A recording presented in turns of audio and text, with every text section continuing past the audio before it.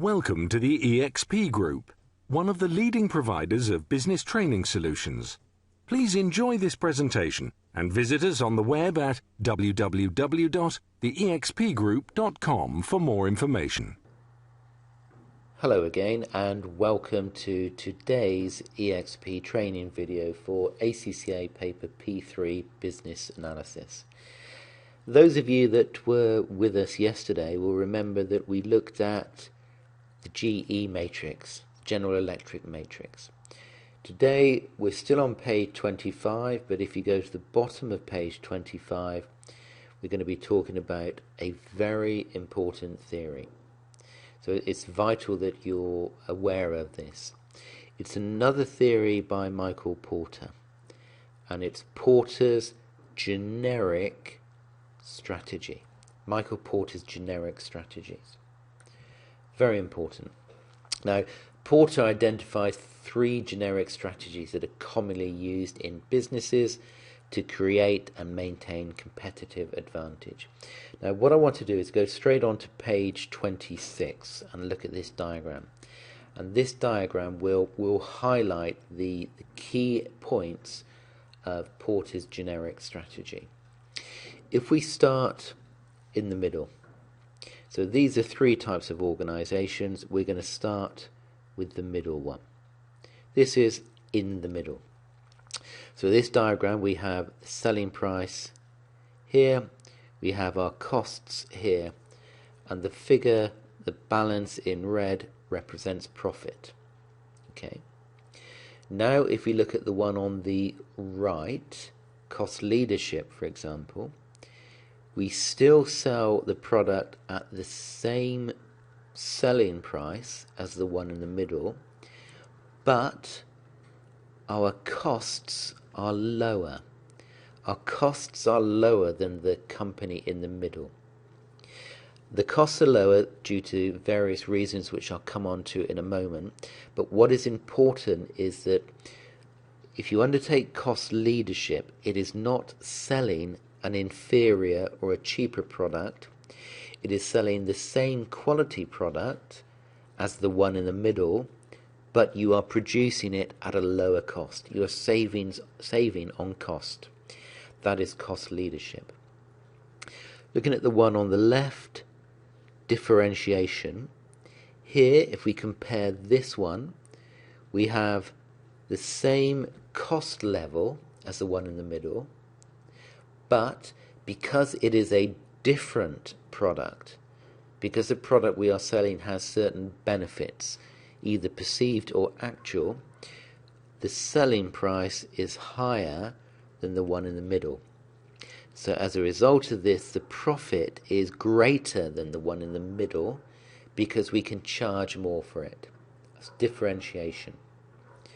Okay, let's look at the notes in a bit more detail here. Now, when it comes to differentiation, this involves a product or service that is considered to be different. Hence, that's where the word differentiation comes from. It's different. And due to these different characteristics, the company can charge a premium. So, due to these unique characteristics, the organization can charge a premium. Now, how do we create these unique characteristics? It depends. It's a variety of things.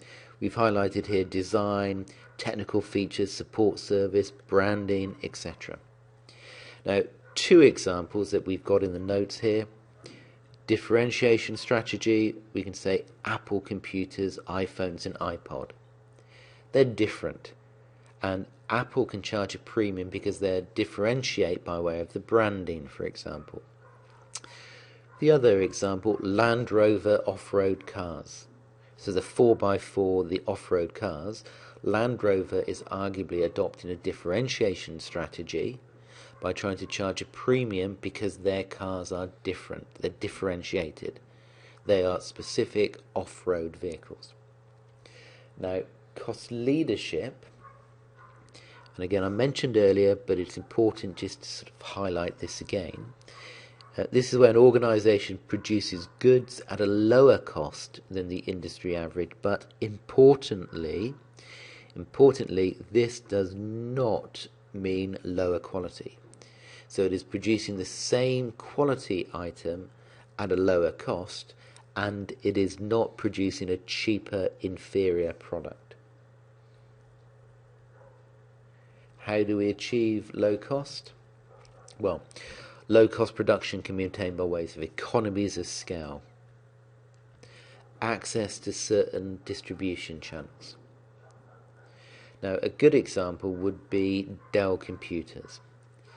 Dell Computers produces computers which are the same quality as Fujitsu, Hewlett-Packard, Lenovo and such like, but they can have a cost leadership approach because their computers are distributed directly from the website. So they do not, for example, pay shop fees or resellers fees. So they have a cost leadership approach. Final thing I want to have a look at is this concept of focus. Now, within focus, this is where instead of appealing to the mass market, we focus on a smaller niche area. So this is where an organization concentrates on a small number of niche markets. And examples here I've given differentiation focus. Differentiation focus would be where a specialist holiday or tour operators that specialize in certain skiing holidays.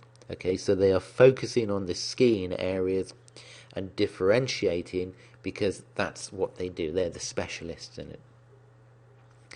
Cost focus could, for example, be a small chain of retailers that create their own label range of products and focus on the cost leadership approach. Okay, thank you for listening to today's video.